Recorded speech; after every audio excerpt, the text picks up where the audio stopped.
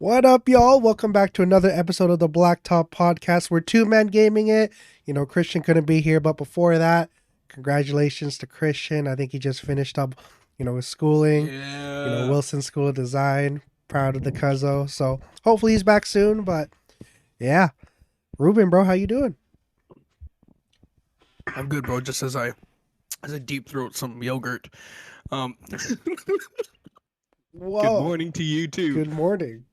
bro. I'm doing good, man. I'm doing all right. I know you have. We were just talking about it. You got the cold. I got the Yeah, cold last week, yeah. so I'm recovering from that. It's been a busy ass time.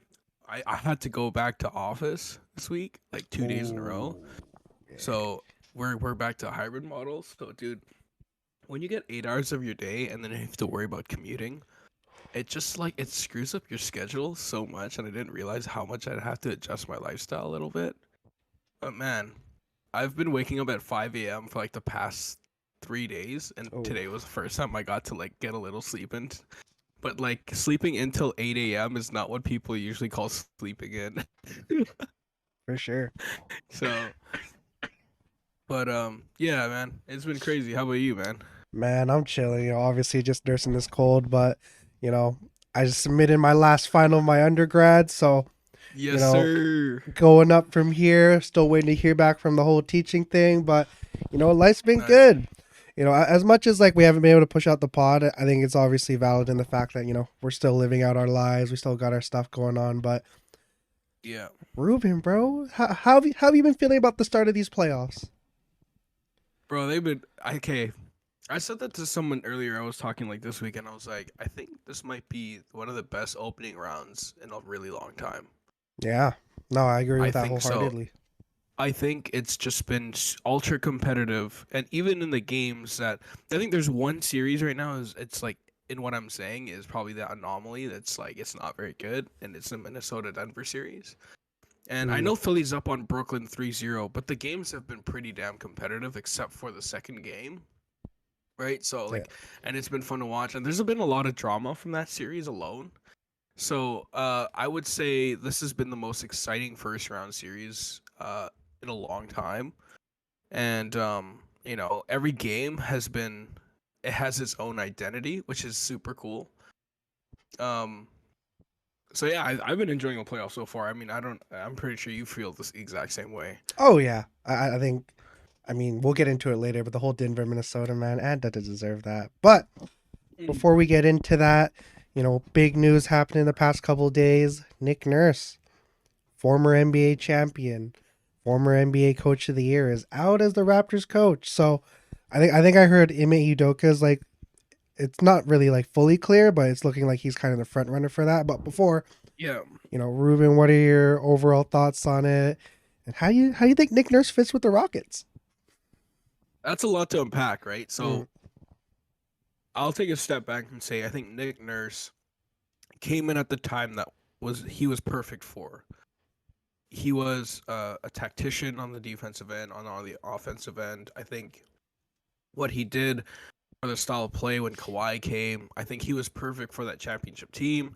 He had some fun seasons. The Raptors overachieved last year. I think 2020 they had a really valid and solid title defense. Um, and then the Tampa year, everyone's kind of like, yeah, that's like an asterisk year. And then obviously this year they struggled. So looking back at this year, Nick Nurse getting fired or getting let go, however way you want to say it, I think the language was really interesting when they said they fired him. First of all, um, but this season has been a lot for Raptors fans, and I'll try and keep it as short as possible. Roster construction, a problem. I think player usage and management, a problem. I think contracts, it's also an issue because that plays to selfishness, that plays to player management and player roles. I also think overutilization, like the fact that Siakam and Fred are leading the league in minutes this year. I think he led the league in minutes this year, if I'm not mistaken. Some insane stat, like Remember when we used to see jokes about Tom Thibodeau being the guy that would run his players into the ground? Oh yeah, Nick Nick Nurse Nurse is is pretty kind of. much that guy. Yeah, I mean, And quick little aside. It's crazy to see how the yeah, Knicks have been like actually having a solid rotation rather than running their guys into the ground. and that's probably just Tom Thibodeau learning over time. And there were some issues with that this year, in fact, like with Quentin Grimes and Emmanuel quickly not getting the opportunity that they should be getting. Um, and then you look down the road, Emmanuel Quickly's one of the finalists for Sixth Man of the Year. But that aside, it's like this team really underachieved, and I wouldn't say all of it is to blame on Nick Nurse. I think Masai and Bobby Webster were washed this year. I think they're absolutely cooked this year. I think the Yak trade was good. I think it was just a year too late. But I will break down and say the Yak trade is good in the future if he resigns, because then instead of a draft pick for 4 years where you're developing, you get a win now player who's still on the younger side ish for a longer term deal. So he's a proven commodity. So that's a little bit different. I think I'd like to look at it that way. And Masai said in his presser that there's ways to build your team, but when it comes to Nick Nurse, I think the style of play was a problem all year long. Within the first 20 games, it was pretty obvious that the chaos defensive scheme that they like to play did not work anymore. And then on offense, free flowing offense, when you don't have an elite talent, Pascal Siakam is an elite player, but he's not a top five, top 10 elite talent. Like, that's just not what he is. He's a number 2 guy in the championship team, and that's proven, but he can't be a number 1. And so that's the issue is guys are pegging up where they shouldn't be. And when you play a free-flowing offense, guys are getting shots that, quite frankly, shouldn't be getting. And that oftentimes leads to very predictable offense. They were mismatch hunting. You can get into the nitty-gritty, but again, from a coaching perspective, I don't think Nick Nurse did his due diligence this year with what he had. So I think him being let go is a good thing. I think his voice was tired. I mean, there's leaks now, dude. Like, there's leaks coming out. Like, Earl Watson missed a game this year on the bench, and a leak came out saying Earl Watson or that coach who was missing on the bench had an intense conversation with Nick Nurse that led to Masai Ujiri having to mend things over. But apparently, since that moment, the coaching staff had been tense. They'd had tension the entire year. So sometimes it's just time to move on. And I think that was the best way I can describe Nick Nurse's very up and down year. In terms of the Rockets, I don't think he's a good fit there. Only because I just don't think he's that patient kind of guy for a development year. I don't think that I think he's a coach that's really good in putting in the pieces where making sure the style of play is fit around the players. In terms of, like, if you have an elite talent, I think he could game plan around that. But given what he's had this year, I don't think he can do that. And I just don't think that he's the kind of character that will be willing to deal with losing players. Yeah, I can see that. Yeah, a I lot think to unpack. he's not necessarily like, I wouldn't say a culture setter, but I think more so it's kind of like how you alluded to when he came to the Raptors, where there's the foundation, but he's the one that really hammers it home. But versus when you look at the Rockets, there's not really a foundation there at all. It's still very Yeah, raw. exactly. And I think, like, a coach there that would work is someone like a Mike Brown. He's a guy's Mhm. voice that carries a lot of weight. Yeah. Versus Nick Nurse, who I would genuinely think is one of the better tacticians in the league. But I don't know if he's necessarily, after the 5 years that we've seen in leadership role, aside from the first year, I don't know if his voice is a voice where you say, yeah, man, like, that's a figure. Like, that's a mentor figure. That's, you know, uh, and from what I've seen, like, again, the foundation is laid in Toronto, and even that, like, that was very difficult for him to mend and bubble those relationships, and that's what makes guys great like Pop. That's what makes guys like Kerr great. That's what made Sacramento this year great with Mike Brown. Like voice holds such an important piece in the locker room. And if you're kind of, I think Nick Nurse is really good for that. But would you sit here and say like, oh, is he going to be like a mentor figure to me? Like, probably not. So 100%. I don't know. Yeah. Do you think he's going to take a job right away, or do you think he takes like a year break? I think he takes a break. I mean, he talked about it like he wants to think and reflect on like the past 10 years he's been with the organization. I'll be surprised actually if he takes a job right away because there aren't any openings. It's Detroit, Toronto, and Houston. Yeah, it's nothing crazy, I'd say. And I highly doubt he's going to go to Detroit to work under Dwayne Casey. Oh, no. He's definitely not. He's not doing that. I know you asked this Ime Udoka. I think Ime Udoka is overrated. I've had a chance to really think about it. I mean, Joe Mazzulla, I'm sure he's a really great coach, but like, is that a fluke then that they're really good, or is it simply because of the fact that they've got the great roster that they do, and Jason Tatum as their leader, and Jaylen Brown as a secondary piece, and Marcus Smart as a culture setter? Do they have that foundation, and Joe Mazzulla and Ime Udoka are the beneficiaries, like a Nick Nurse, to step into a role such as that? So. And plus, all the sexual harassment stuff. Like, I just don't know if that's a party worth enjoying. Because I don't know if the benefit is going to be there as much as the guy. I don't know. I don't think Ime Udoka is the right guy, but I'm sure the Nigerian connection, the Nigeria team connection, is something important to Masai. So, yeah, we'll see what happens. But man. It's an unclear future, but there's a future for sure. I mean, when you look at mock drafts, I think all the ones I've seen has you guys mocked to take. I don't know if you looked into it yet. Jalen Hood-Schifino, super solid guard, and I think that's something you guys definitely need. So the offseason, I think, is definitely going to be, if there's any team that I think has a lot of noise coming in, it's definitely going to be Toronto. Yeah. Yeah, agreed. But a lot of assets. For sure.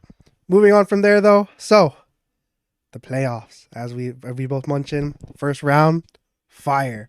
Let's get right into the game that's going on right now, or not really the game, the series. We got the Sixers and Brooklyn.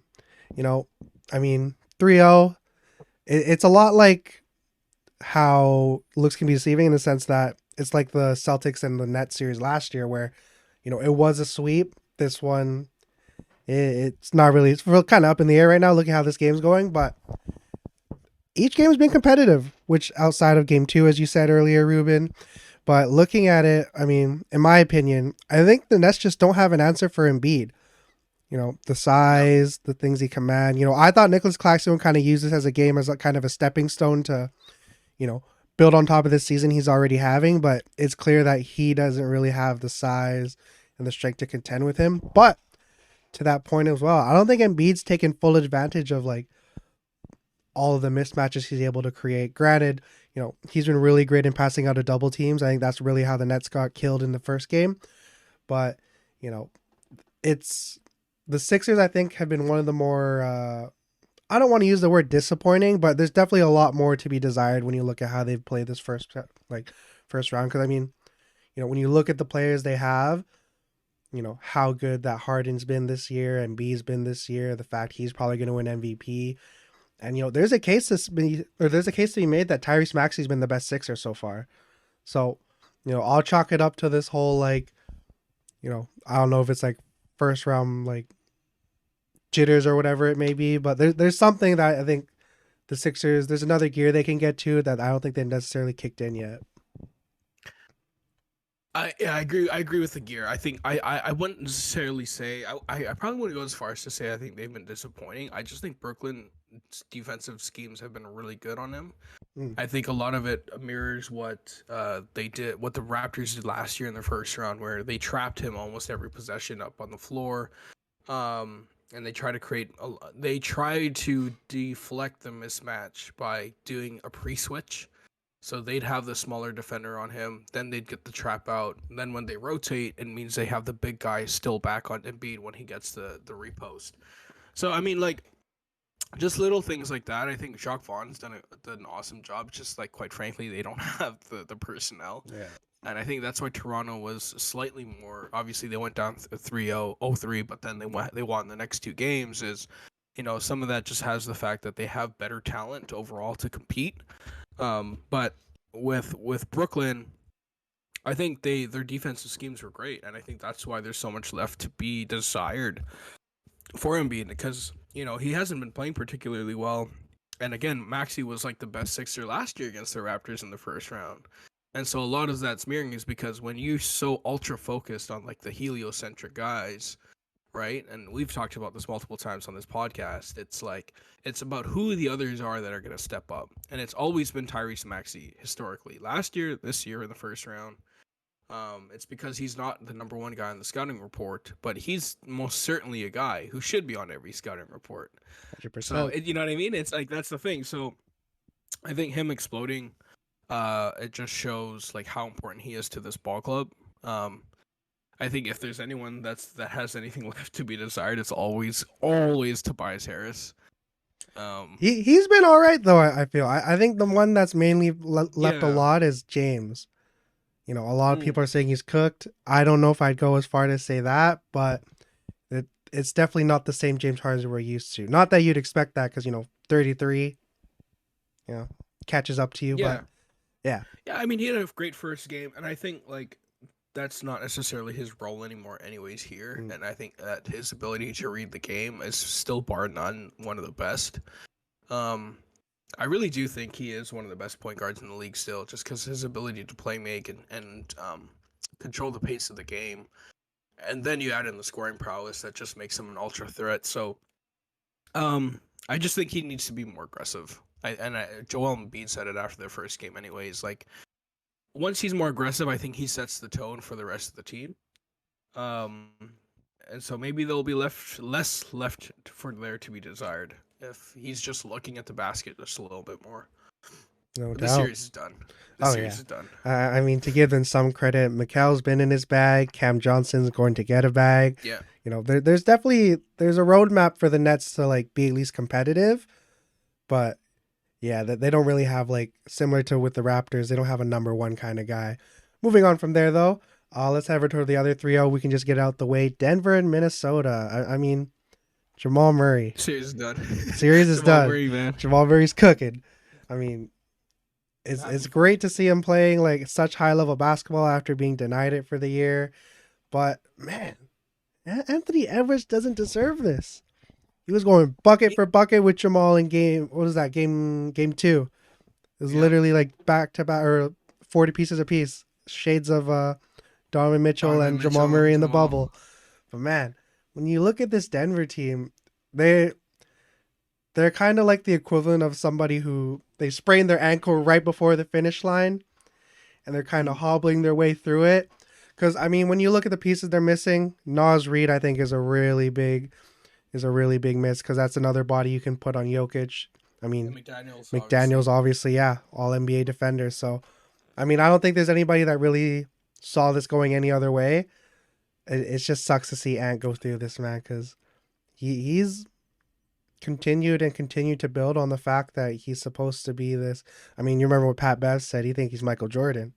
Now, I'm not saying it go as far as to say he's that, but, there's only so much a man can do.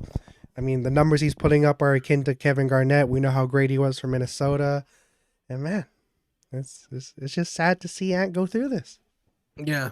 Well, I think it's also a good thing because it's experience. He understands what it takes to win at a higher level. For sure. I think there's two things that we really learned about this series is Denver is a true contender if Jamal Murray is back to Jamal Murray. Oh, yeah. If he's playing at the All-Star level that he was before he got injured, this is most definitely a team that should be getting more respect as a number one seed, and we haven't heard very much about them. I mean, I understand the Lakers are looking really good against a undermanned Memphis team, which we'll talk about in a bit.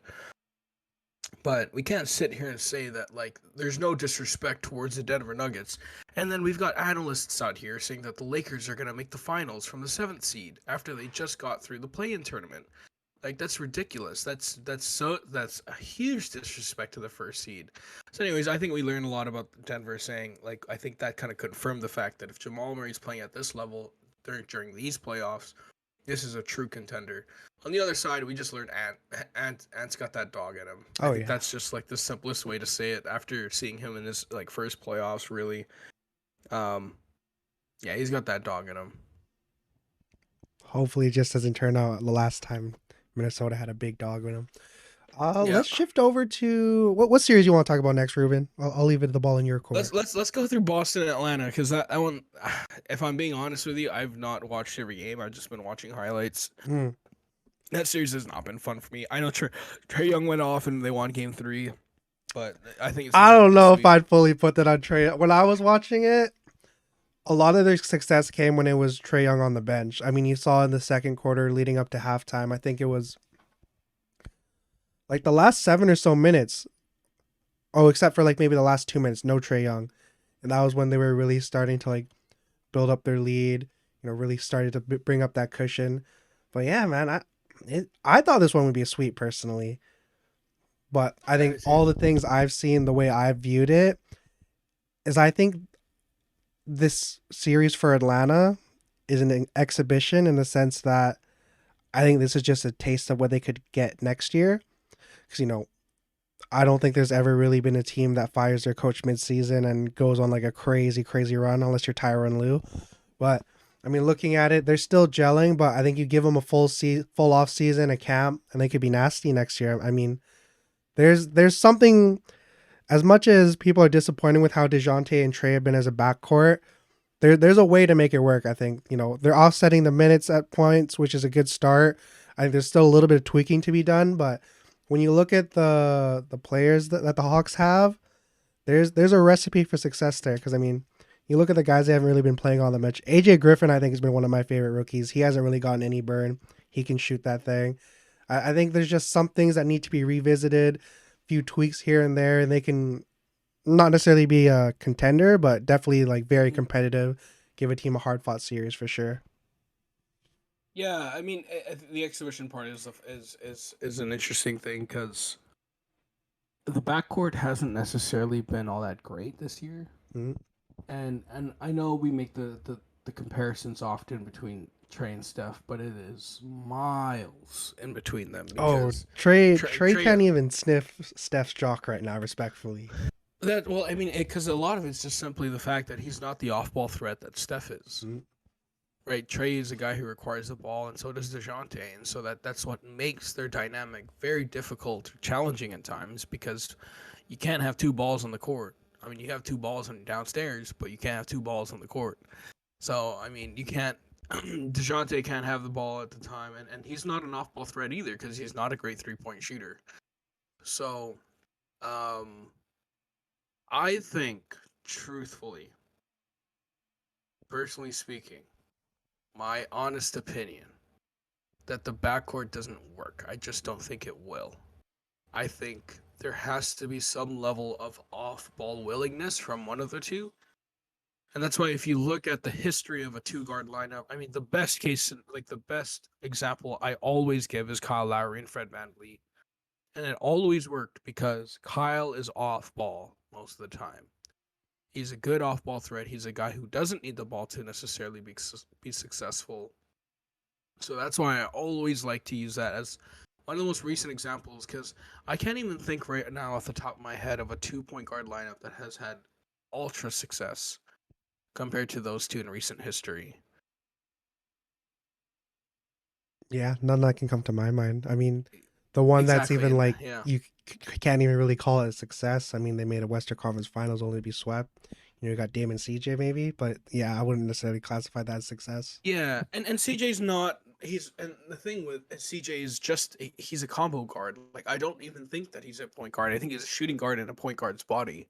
Quite frankly, like if he was 6'6", then he'd be the perfect shooting guard. But he's not. He's like 6'2", so it's a little bit different. of a conversation. I think there's been some success there, but I think it's worked as well is because both of them are also very good 3-point shooters. So when you spread the floor, one is oftentimes a decoy and one is oftentimes the on-ball threat. So when you have that aggro so focused on one player, like someone's going to be open. So I mean that's why that dynamic's worked for such a long time. I just think this dynamic doesn't work because both guys are ultra ball dominant. One guy's not a great shooter.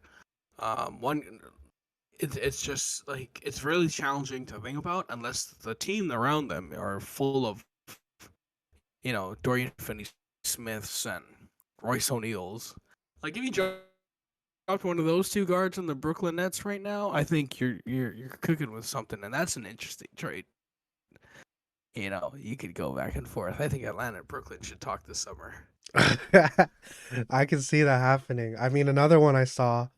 Would you do Trey for Cat? Ooh, Trey and Rudy Gobert would be fun. Right?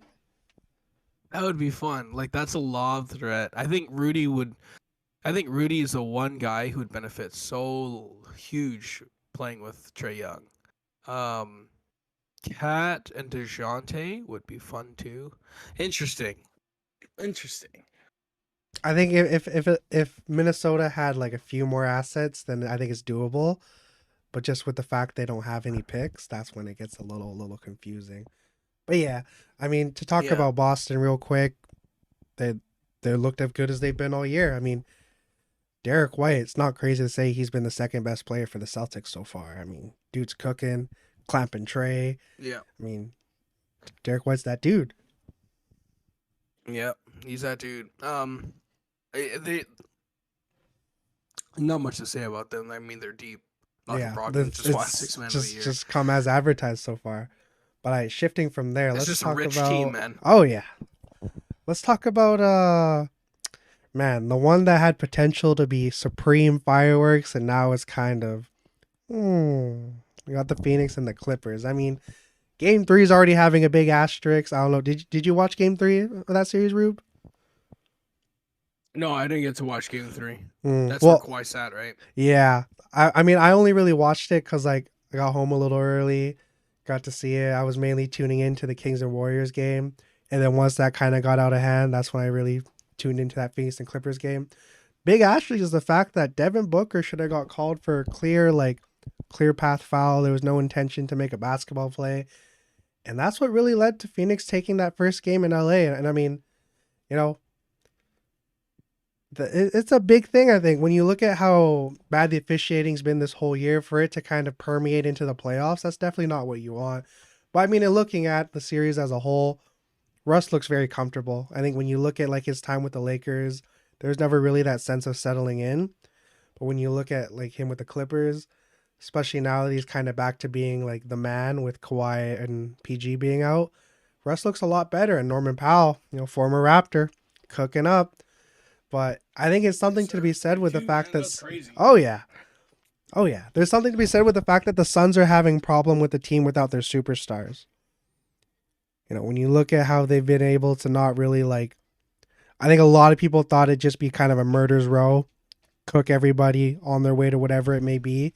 But it hasn't been that. The Clippers have gave them like 3 hard-fought games for sure.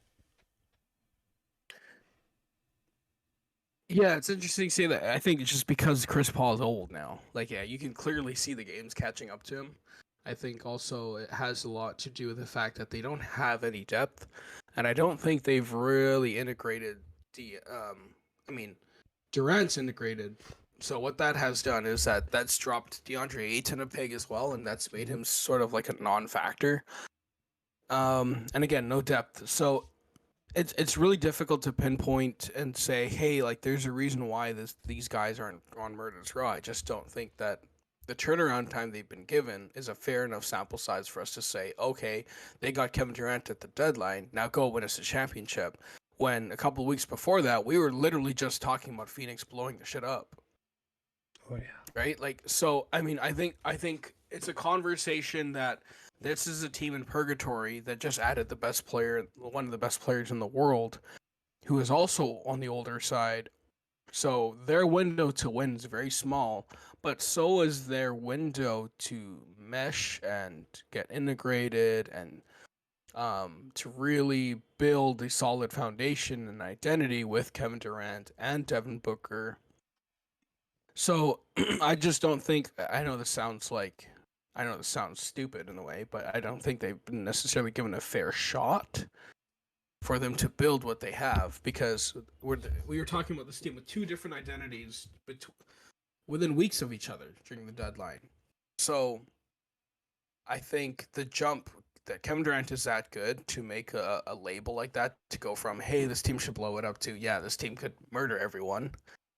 Um, I think that the foundation of the team that we were just saying blow it up is still there, and then you add Kevin Durant as a band aid. So I think they're simply just gonna win this series because Kawhi and PG aren't healthy. Which is too bad because this would have been a much more fun competitive series to watch overall. Oh yeah, I mean, game one just gave you a tease at what it could have been already. God. It was so good, and I just loved how good Kawhi has been, like when healthy. And it's too bad that he aggravated his knee, but I just don't think there's a better player in the playoffs than Kawhi. I just don't think there is. Oh yeah, I mean, I don't know what the numbers say, but it sucks that Kawhi's injured. But I think it's also something to say that when we look back, he's almost going to be like an anomaly. You know, he's going to be the guy where, you know, one of the best players in his time. When you look at the playoffs, unfuckwittable. Yeah. Nobody can fuck with Kawhi. 100%. He just could never stay healthy. I mean, yeah. 2014, lockdown LeBron, NBA Finals MVP. 2019, one of the most iconic shots of all time. One of the most iconic individual playoff runs. Oh, ever. yeah. I mean, just overall, he has been, yeah. I think you put it best. Like, there's no one that can ever, you know, fuck with him in the playoffs. Like, that's just the natural thing. 100%. So, do you think the Clippers window's closed now though? Because here's my thing. I don't think they're going to blow it up just based off the fact you look at they're trying to build a new stadium. Unless one of the guys wants like fully out, I don't know if they blow it up. And when you look at, you know, what they could bring back next year, if they're able to retain all the pieces, and, you know, it's that same old adage, we're all falling for that, you know, they don't know what they say about insanity. Same thing, expecting a different result. We'll see what happens next year, but would you say that effectively the window's closed? They have one more year. Yeah, I think that's where I'm at about right now too. They have one more year after this. However the way they finish this year, they have one more. That it's so sad because that duo has not been able to stay healthy, and it really hinges on just. I really don't care about their other pieces when you talk about this. When we talk about this conversation, simply the fact that like Kawhi and Paul George are supposed to drive the bus, so to speak, right? Charles Barkley. They're supposed to drive the bus. The bus driver is not there, so where the hell is the bus going? Down the shitter. So I mean, literally, it's. I mean, there's not much to be said. I think the health, they've invested so much into the health of both of them. I'm not saying they shouldn't. I think they should obviously do that. I'm trying to say that they've invested so many resources into ensuring that this team is built around Kawhi and Paul George. Multiple draft picks. They put really good pieces around them. We're talking about Russell Westbrook now. He's playing really well. Terrence Mann, who's underutilized, and Tyronn Lue's not doing a great job of that. Mason Plumlee you brought in. You brought in a guy like Bones Highland, who I personally think is ass. But then Rob Covington, Norman Powell. Like, you have a deep team, and that's why they've been competitive without the stars. Like, Norman Powell just put up 42. So they have the resources in place. So it's pretty much like a situation we keep talking about. We had this conversation with Toronto where like you have the pieces. It's just missing the stars, and the stars aren't out because they're not on different teams. They're just injured, and they're not playing. So how much more can a franchise withstand that? Also because of the fact that Paul George and Kawhi are also in their 30s. Yeah, definitely on the wrong side of it too. Yeah. But yeah, no, I agree. I think you give it one more year. Maybe the stadium's built by then. You know, we'll see what happens. But yeah, it's just another year, another opportunity of being robbed of some very very precious playoff moments. Yeah. But yeah, man, it's. I think this is a downside. I think to the first round so far, where we had a lot of injuries. Speaking of Yeah. injuries, you know, Bucks and Heat. I remember watching Game One, seeing Giannis go down. I was like, oh fuck, man, here we go again. I was so scared, man. I was like, Yeah, dude, if Giannis just goes down, man, like the Bucks run is done. The Bucks run yeah. is You done. know, he's been questionable last game. I think this game he's still questionable.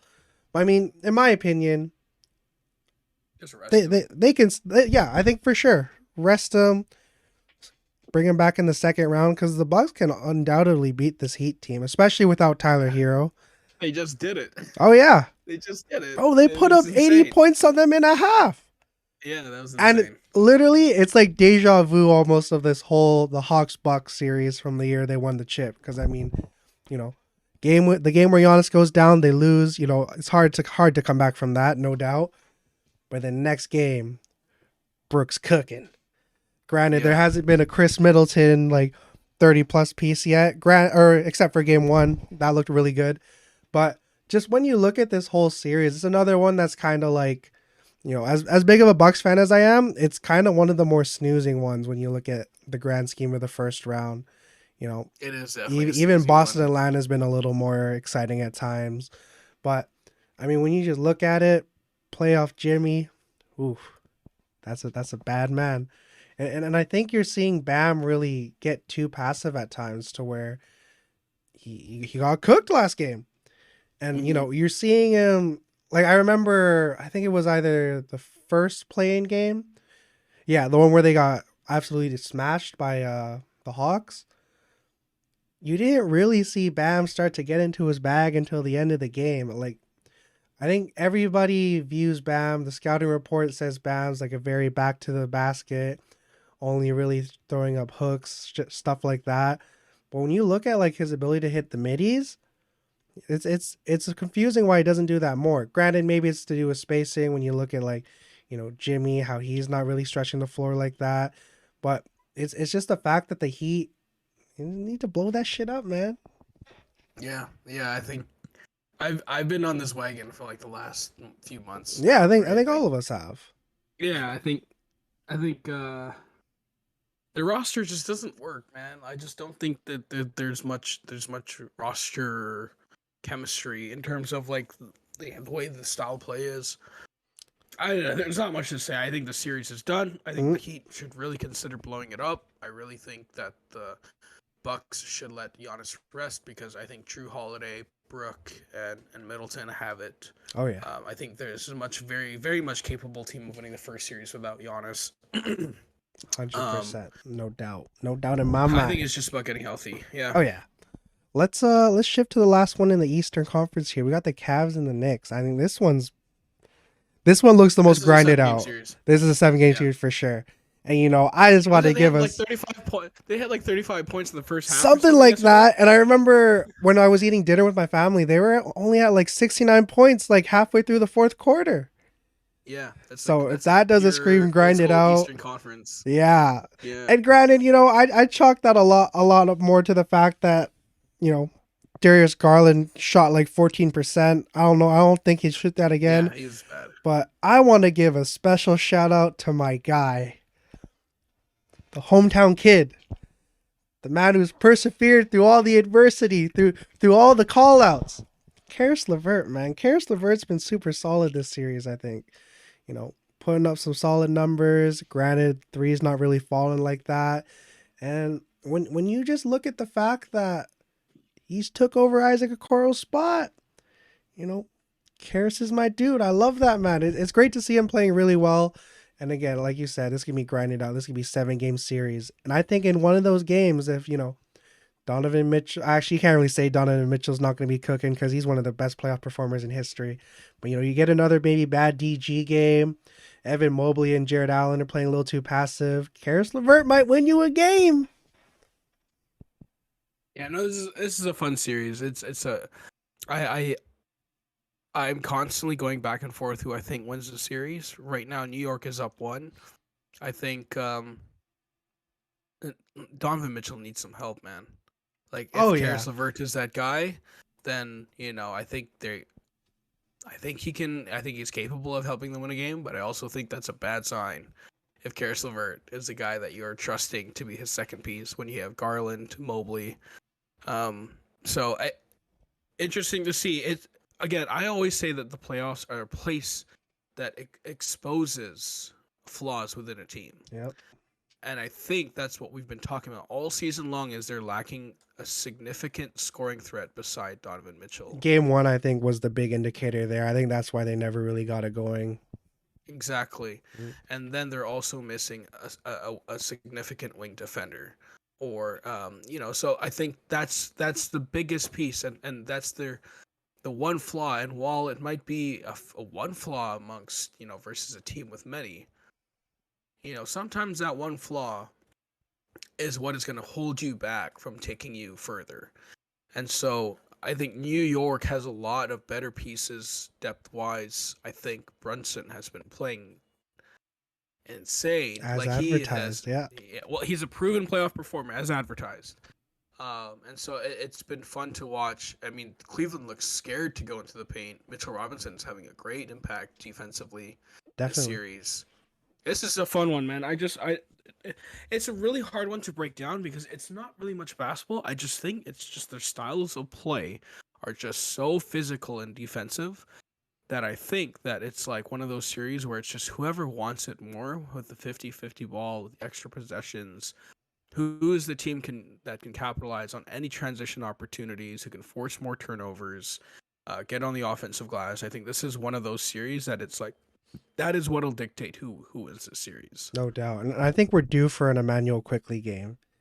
Yeah, we He's are. been very still in his role player, playing solid, but we haven't really seen him go into that like six man of the year finalist mode that we've seen. And I think I don't know if Quentin Grimes is out for the next game because I heard like I think he didn't finish out the game last time, but you know we're definitely due for something like that. Or And that's why, maybe RJ steps into that prodigal son mode that we're supposed to see. Probably not, but yeah. yeah. Well, that's why I'm currently leaning towards New York winning this series because there's Mm. just more overall weapons. While there isn't a per se a Donovan Mitchell on that team in terms of a scoring threat, but Julius Randle, Emmanuel Quickly, R.J. Barrett, Jalen Brunson, any one of these guys go off. That's those are players capable of winning a game for you in a series. No doubt. Yeah, I agree. I think the depth's just going to be too much at the end, especially if it's like been as physical as it has been, going all the way to 7 games. Something's got to give there, and that depth's really going to Yeah. hold them up.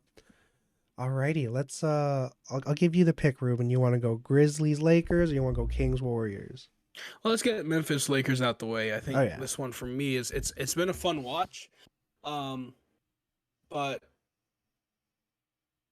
I'll say this: the longer John Morant is out, the longer I have the Lakers winning this series. yeah. I Because mean I think that's how we both had it initially. Where the longer it yeah, goes, the more it leans the Lakers' way. Yeah.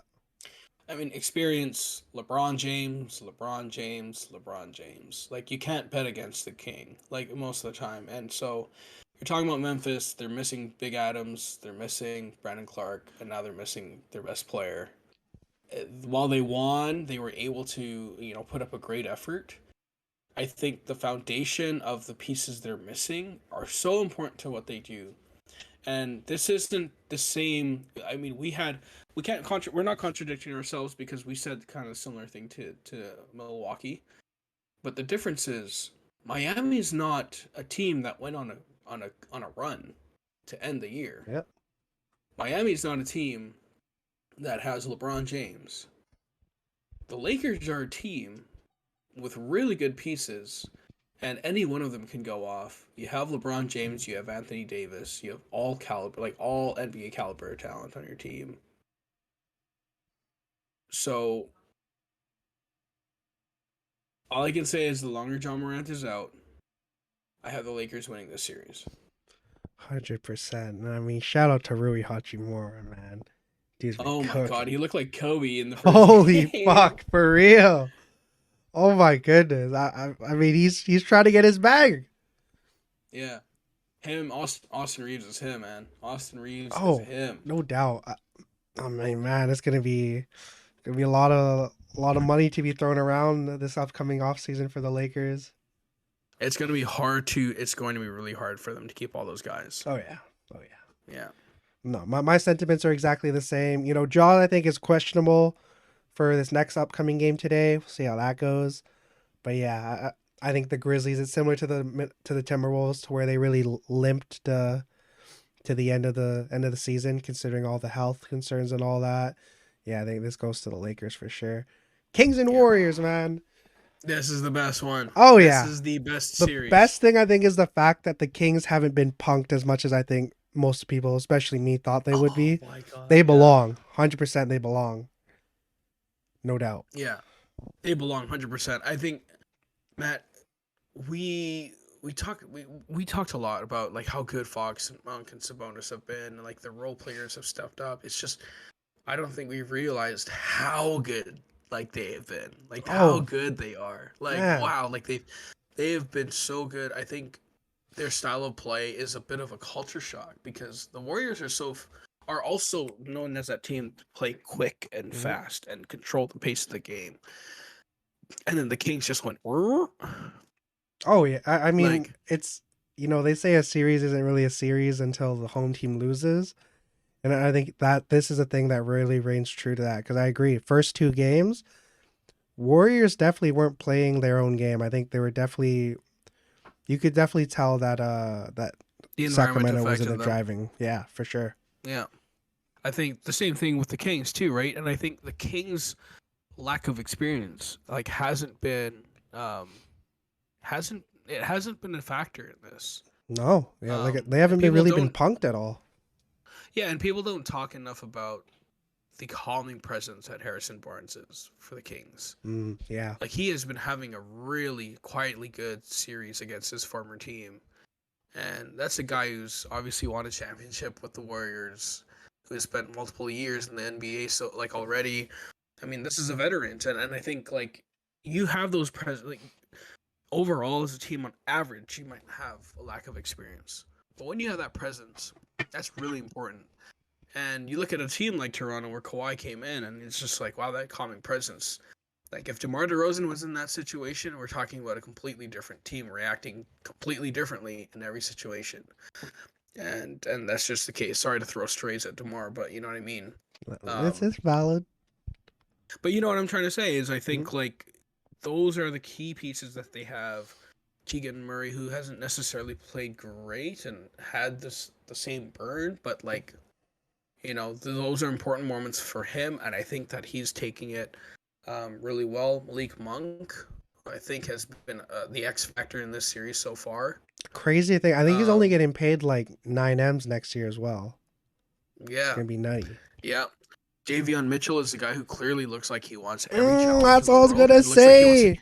he wants to eat everybody's hearts out. Like holy Off I love this night. guy. The off night is one of the best nicknames, and two, he's had his paws all over this series. I think last game really wasn't like good for the box score numbers, but his defense on Curry has been like, I think, pretty elite for sure. Elite. He's been awesome. I think it's shades of the last time we saw Steph defended this well was like Fred VanVleet, where he just stuck to him. I mean, and I think he's doing I think Davion is reading the moments really well where Curry's off the ball, because Curry's one of the guys who never stops running, right? And that's what makes him so special as a player. I do want to talk about the Draymond thing a little bit. I think. Yeah, let's get into it. I mean, stomp aside, I think the stomp is kind of like I think that's a conversation worth it on its own. I think the Draymond thing overall, I think if we're talking about Draymond Green, and his impact on the series, I think he needs to be more of an offensive threat for them to win the series. Quite frankly, Yep. because the Warriors just don't have the same offensive package that even they had last year. Like, it's not the same. They don't have Otto Porter, right? So Otto Porter was a huge, like, he was a huge relief on the court because he was a 3-point shooter. He was a guy who could do some playmaking. And then obviously he was a defensive. He was able to guard the best wings on the defensive end. Um, and so the problem that lies with the problem that lies with a guy like Draymond is when he's not looking to score. Again, it's 4-on-5. It's a typical thing. And when you're playing 4-on-5, that means, like, more often than not, one guy drops. You're talking about better defensive rebounding position, and you're looking at a 4-on-5. It just is a huge problem.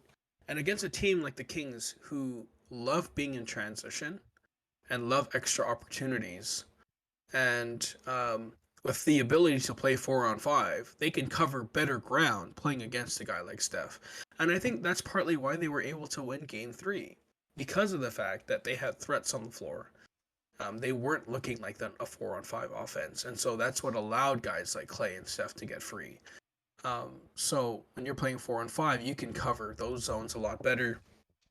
Draymond, stomp aside, whatever all that BS went. I personally think that he shouldn't have been suspended. Me too. I think he shouldn't have been suspended. And Doc Rivers brought this up. I think, when are we ever going to punish the agitator and not just the retaliator? And I think, while Sabonis' natural fall position, you brace, you do those things, Sabonis did grab the dude's leg. No doubt. And so what are we talking about here? Yeah. And I think to, like, blame this whole, like, on his past thing is kind of another thing that's kind of, I don't agree with fully. The history, yeah. I think, yeah, I think that was a very poor way of, like, saying, like, oh, because it's Draymond.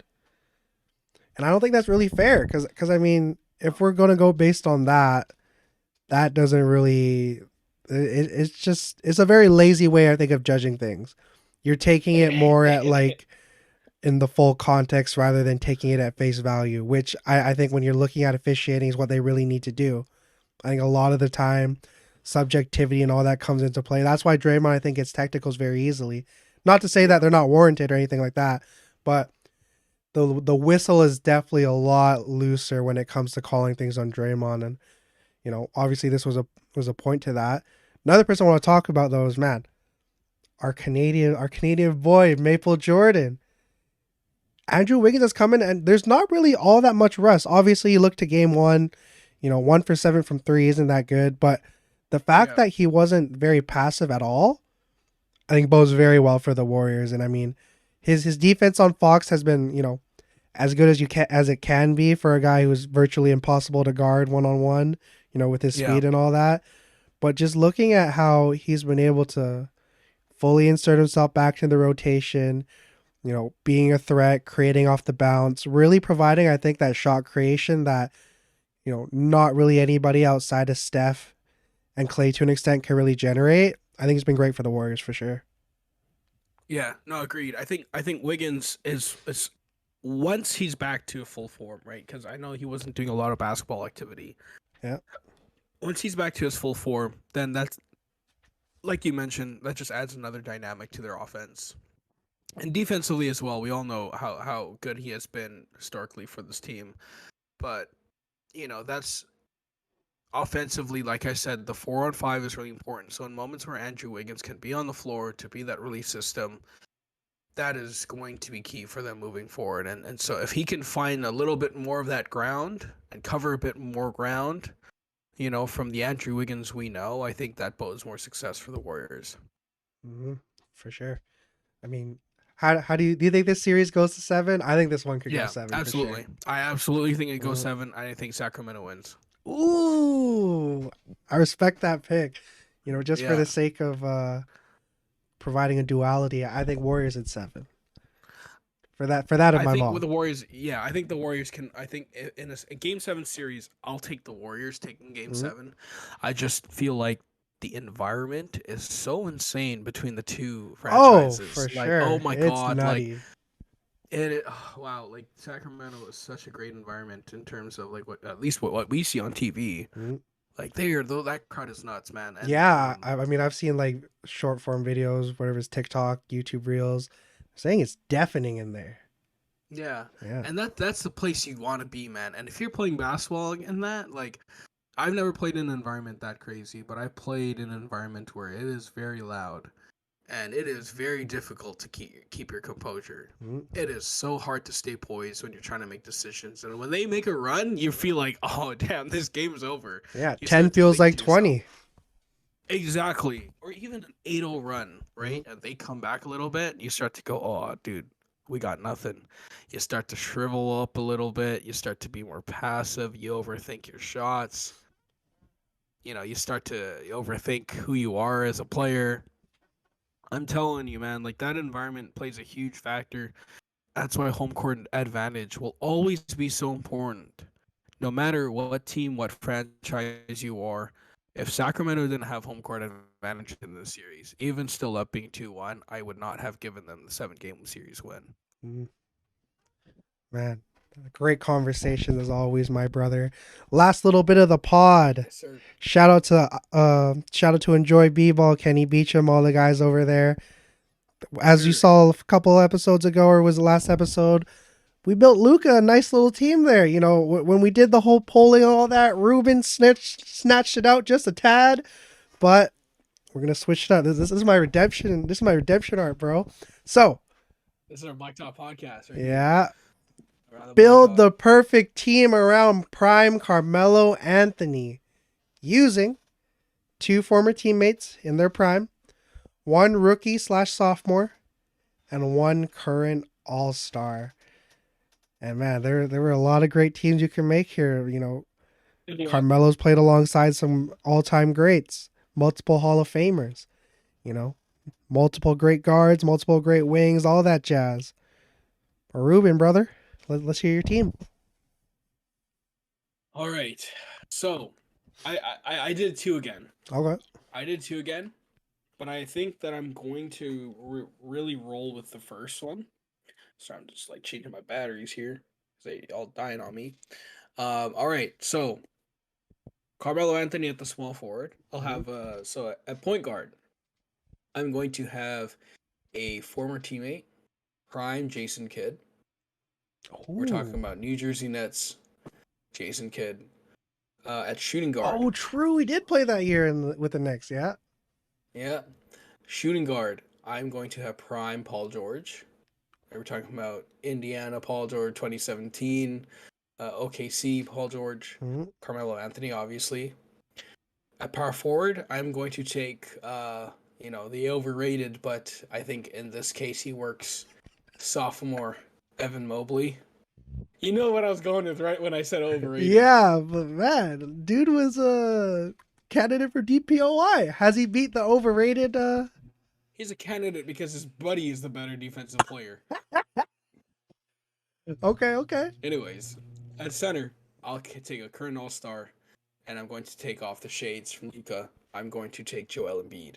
Ooh, So that's a that nice all looking that team. lineup is Jason Kidd, Paul George, Carmelo Anthony, Evan Mobley, and Joel Embiid. But let me shout out my second team. The second team that I built. I'm probably gonna go with the first one, but my second team, I really liked what I built here. Point guard, former teammate, prime Chauncey Billups. I like Shooting that. guard, prime Paul George. There's for some reason I couldn't stay away from having Paul George. I think Paul George was probably his best. Like if you look at two guard options, he's probably the best that he could have ever played with. Mm. I would want. There's many times where I wanted to throw J.R. Smith or Allen Iverson, but I think Allen Iverson, um, he's my favorite player personally. But I don't know if he was ever a great fit with Carmelo. Um, so then Carmelo. So sorry, Chauncey, Paul George, Carmelo. I got a current All Star Kevin Durant at his prime, and at center, one of my favorite rookies, the big old man, way better than Rudy Gobert, Walker Kessler. I like that. I like that. Alrighty. So here's my team. Right, obviously you got Melo. I'll probably stick him at like my 3, I guess. And then I got the second greatest shooter of all time, Damian Lillard. Probably stick him at like my 2. Who's gonna run point for me? LeBron James. My center, as you said, the old man, better than Rudy Gobert. I got Walker Kessler here. And then my all-star, my glue guy here, the guy that's gonna push this all together, take down your team, Kawhi Leonard. Ah, very nice. I think LeBron James at point guard is a nice touch. The only reason why I didn't have him there because I know Carmelo is ball dominant too, and Dame can be as well. But LeBron was definitely on my list of like trying to fit him in there. But I was thinking if you just threw Carmelo the ball down to the low post or the mid post like his pride self, then I was thinking, you just need guys that can shoot the ball and defend, and then you're solid.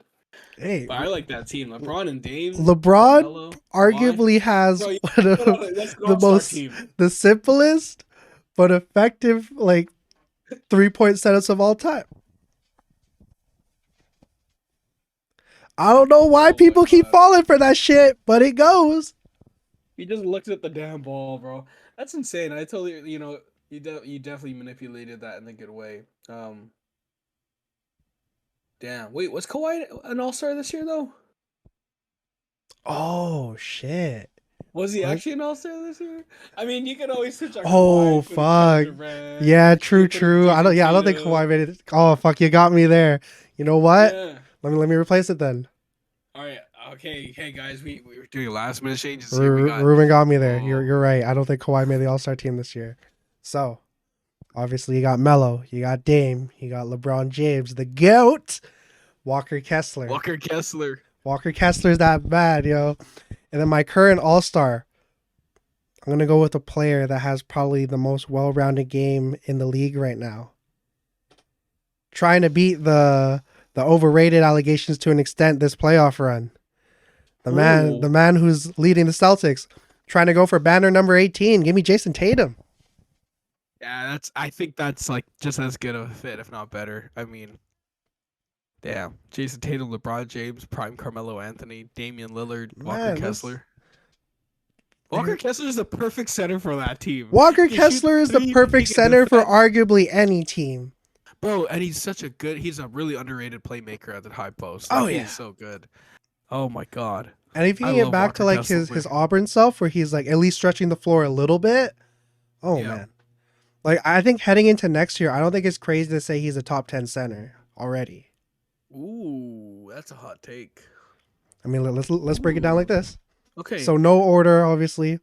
You got Embiid, Jokic, Bam, yeah. Brooke. Yeah, I'd throw Book in there.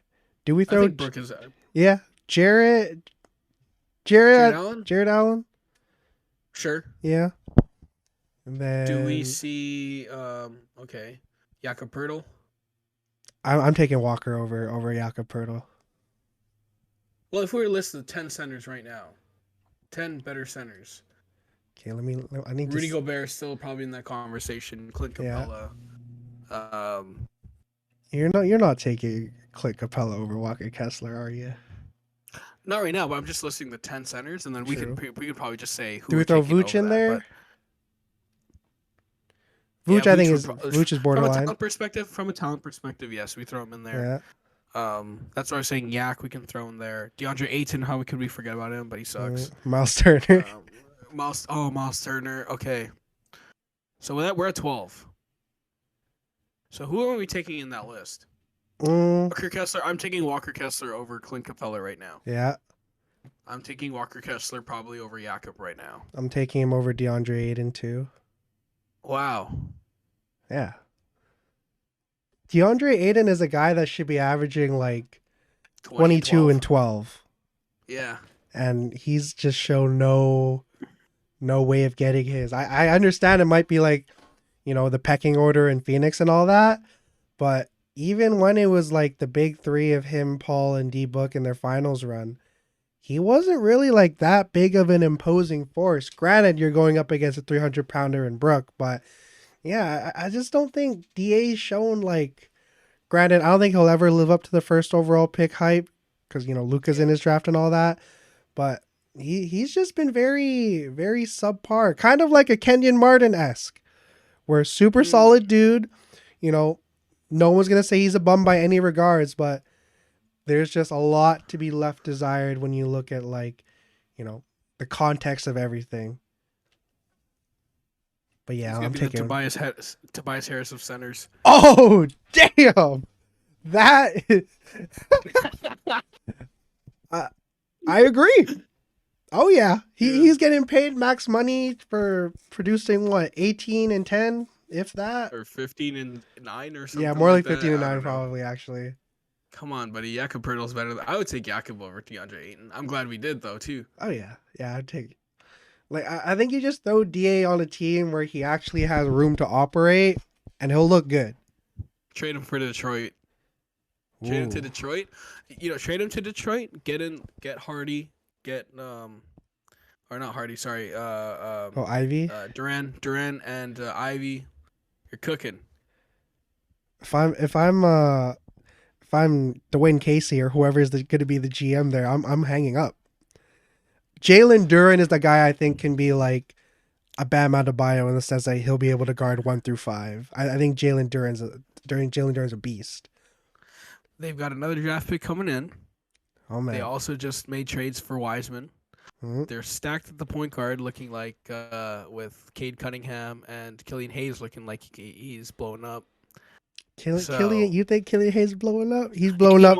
I will- He's blowing up to be Yeah. a role player. He saved his career this year for sure. He saved his career for sure. I think he's still got a lot of potential. I think he looks Mhm. really good. I think, especially the way he ended the season, I'll give him the benefit of the doubt that he's going to be a really solid NBA player. I think his floor is a role player, but I think that he can be a starting caliber player. I can see that. I think if you surround him with like the right kind of guys, if it's kind of like, I mean, low key, if it's like Duren and Killian Hayes, I think that goes a lot easier. Like to the other team, if you're saying, hey, we Yeah. got DeAndre Ayton. The only reason I'm saying is that Phoenix really has to start thinking, like, after the way they mortgage their future with Mikal Bridges, Cam Johnson, and the 4 picks. Like, I'm looking at it now, I'm like, oh my god, what idiots! Like, you got to start thinking about like meshing some of the younger players with the older guys, because Landry Shaman not go do much for you. yeah, like Chris Paul's 97, Kevin Durant's about 74. Like, let's figure this out a little bit. For sure. But in getting this back to our little discussion we had, can you name your team one more time, Rube? All right, I'll go with the first one. I got Jason Kidd, Paul George, Carmelo Anthony, Evan Mobley, and Joel Embiid. You see how I said Evan Mobley? Evan Mobley. Future DPOY. Yo, could I not just have taken Walker Kessler and put him at the 4? I mean, do what you want, bro. All I know is LeBron James is coming through and booming on his ass. Walker Kessler and Joel Embiid? Oh yeah. No, at that one. This is in their prime. This is Prime, 2012, 2013, 2014, whichever you want to take. LeBron James. This is LeBron with the hairline receding, so he's got nothing else to lose.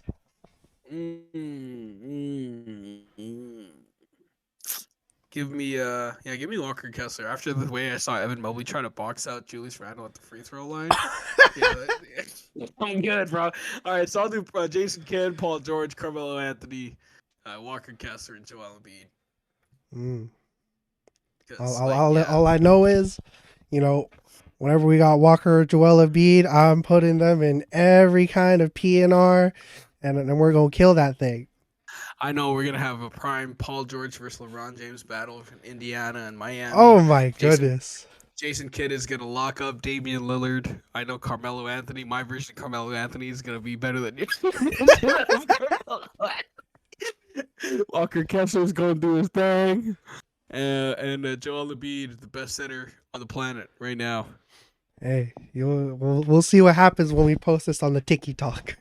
Yo, Yo, we gotta play 2K with the squad, yo. That'd be Oh, so funny. Hundies. Yo, one episode, we just gotta play 2K with that squad. Let's do it. All right. I mean, Dude, we even next talked about the episode- whole blacktop like showdown where we do our threes and then we go from there.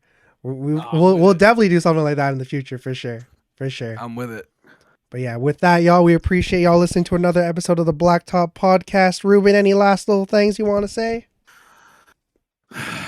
Back shots. Back shots. And with that, stay safe, stay blessed. We'll see y'all soon. Back shots. Back shots.